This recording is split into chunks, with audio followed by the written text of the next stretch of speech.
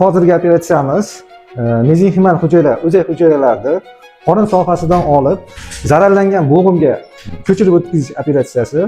Bu operatsiya mahalliy yo'l bilan местный qilinadi. Narkoz parkoz berilmaydi. Shu mana qorinni ko'rsalar, shu qorin sohasiga mana hozir narkoin bilan og'riqsizlantirib olamiz. Ikkinchi bosqichda mana og'riqsizlantirish uchun, yog'ni eritish uchun maxsus igelkada kirilyapti. Mana qorin bo'shlig'iga maxsus suyuqlik jo'natamiz. Bu yog'ni eritish uchun, ham og'riqsizlantirib, ham yog' hujayralarni eritish uchun maxsus suyuqlik jo'natilyapti qorin bo'shlig'iga. Dorini jo'natdik. 10 minut kutamiz. Bu yog'lar erib olishi kerak, liposaksiya qilishimiz uchun. 10 minut dam beramiz. Bo'g'im kasal to'rtta darajasi bo'lsa, birinchi, ikkinchi darajaga zo'r effekt beradi. Tiklaydi-da, doridan emas. Mana olganlar nechta kasalda qilgan bo'lsa, o'zini oyog'ida yuribdi-da. 1 yilda bir oladi, ham davolanmaydi hali. Regenerativ meditsina kuchayib boryapti. Mana PRP birinchisi plazmalik, PRP, bu SPF, VMAC, egzosoma. 5 ta nimasi bor-da o'zini. 5ovi ham bizda bor qilinadi hammasi. Hozir bu SPF qilinyapti. VMAC degani bor. Suyak qizil ilikdan olamiz. Ilikdan, masalan, boldirdan olishimiz mumkin yoki tazdan olib turib, VMAC deganda qizil ilikdan olib turib bo'g'imga qo'yishimiz mumkin. Egzosoma degani bor. Egzosomalar bular maxsus laboratoriyalarda chet elda ishlab chiqariladi. Ularda tayyor holda mezenximal hujayralar bo'ladi. Ularni shu bo'g'imga jo'natib qo'yiladi. Maxsus qizil igelkasi bor. Shunda liposaksiya qilamiz. Qoringa sayib yoq qavatga kirgizyapti. Berib chiqarish. Bu shprisda vakuum hosil qilib olamiz hozir. Yog'ni tortib olgani, liposaksiya qilgani. Vakuum hosil bo'ldi. Endi bu yog' qavatdan olamiz. Mana chiqyapti.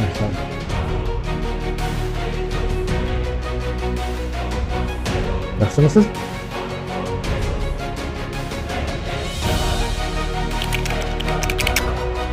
Yo'q, og'riq oz-moz bo'ladi, unaqa og'riq darajada bo'lmaydi. Hali bir joyda bo'lsa, lati yeganda qolgan ozgina og'riq bo'ladi, unaqa joy qattiq og'riq bo'lmaydi. Bu muolaja ambulator sharoitda qilsa bo'laveradi. Ertalab keladi, bizga murojaat qiladi, ko'ramiz, tekshiruvlardan o'tadi, yotkazamiz, muolajani qilamiz, 2 soat yotkazadi, keyin uyga ketsa bo'laveradi. Razrezi 0,4 mm tikilmaydi ham mana. Jarohat o'z yeriga bitib qoladi. Yo'lidan olingan uzyet. Bu operatsiyalarda hozir Yevropa davlatlarida qilinadi. Biz ham bu operatsiyalarni 20-yil Turkiya davlatiga borganda bitta o'qib o'rganganmiz. Shu turklar bilan qilib, shu muolajalarni bajarib, o'zimizga yurtimizga kelib boshlaganmiz. Hozir bu operatsiyalarni 200 dan ortiq qildik.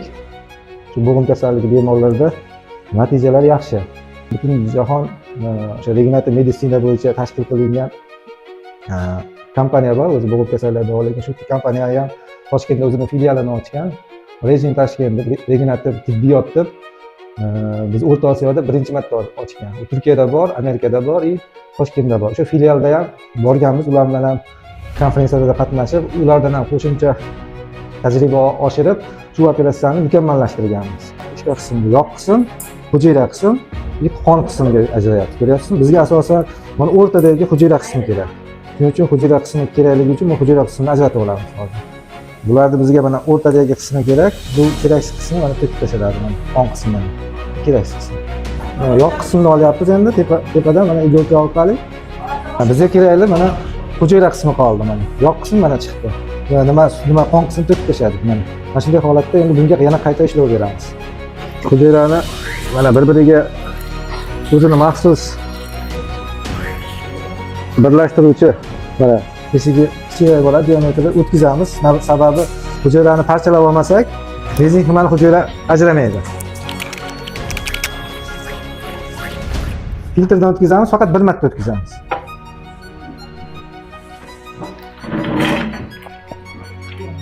Tushundimi?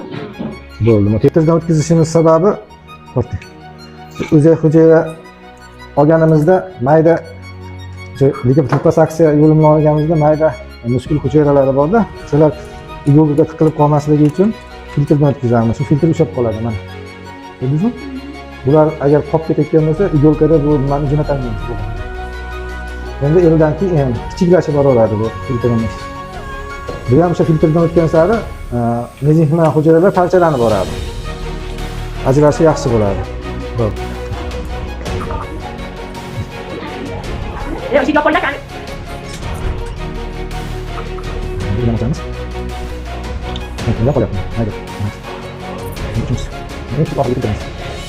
Hadi tutup. Başka alıp. Hadi pas edelim. Tutalım. Şimdi bastı, şimdi bastı, şimdi bastı. Kayın tek bastı. Endi mana 5-bosqichimiz, buni yana sentrifuga qilamiz. Ikkinchidan. Buni hujayra hujayraga ajratamiz. Mana sentrifugadan keyin ko'ryapsiz, mana hujayra ajraldi, mana mezenxima hujayradan och pishib qoladi. Bu yog'i yoq qismga aylandi. Ko'rsangiz mana. Mana shu ajragan hujayra bu 2 kubikni tashkil qiladi. 2 kubik tashkil qiladi. Hozir shuni bo'g'imga ajratamiz va bo'g'imga qilishni ko'rsatamiz.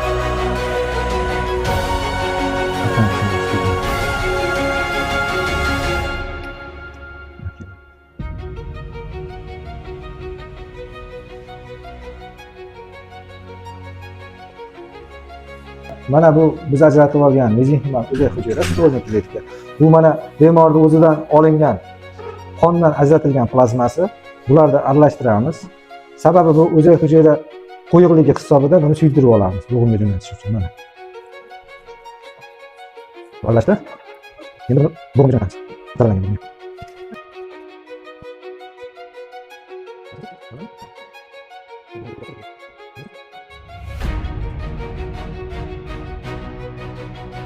Endi ikkinchi bo'g'imga qilamiz. Ikkinchi olgan hujayramizni mana aralashtirib olyapmiz. Tayyor bo'ldi. Ikkinchi bo'g'imga sepamiz.